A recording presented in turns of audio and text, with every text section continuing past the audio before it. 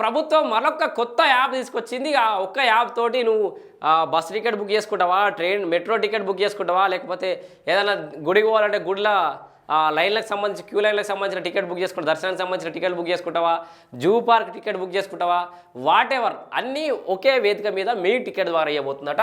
ఒకే క్లిక్తో టికెట్ల booking. So మీ ticket యాప్తో అన్ని రకాల బుకింగ్స్ ఒకే ప్లాట్ఫామ్ పైకి ఆర్టీసీ, మెట్రో, దేవాలయాలు, పార్కులు, ఇతర పర్యాటక ప్రాంతాలు ఇక ఎక్కడా నిరీక్షించాల్సిన అవసరం లేదు.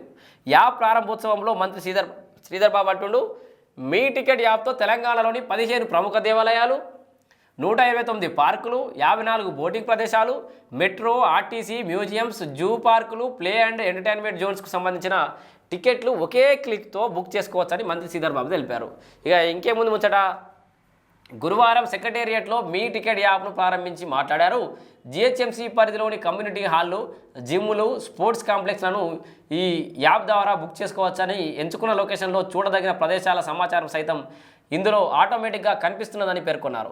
ఇక ఎక్కడా టికెట్ల కోసం క్యూ లైన్లో నిలబడాల్సిన అవసరం లేదని చెప్పారు. సో మొత్తంగా ఇది మీ సేవ ద్వారా కానీ మీ టికెట్ యాప్ అని యాప్ దొరుకుతుంది ప్లే స్టోర్లోకి. ఇట్లా ఆ యాప్ తీసుకొని మీరు ఏదైతే టికెట్ బుక్ చేసుకోవాలనుకుంటారో దానికి సంబంధించిన సమయ పాలన కానీ దానికి సంబంధించిన వివరాలన్నీ కూడా దాని ప్రత్యేకత అయింది అన్నీ కూడా అక్కడనే చూపిస్తాయి. సో ఇది ఒకటే ప్లాట్ఫామ్ మీద అన్నీ. సో ఇది ఒక గుడ్ డెసిషన్ చెప్పుకోవచ్చు. ఇక టానాల్లో క్యూఆర్ కోడ్ అని ఉందంటే అది కూడా చూద్దాం ఒకసారి.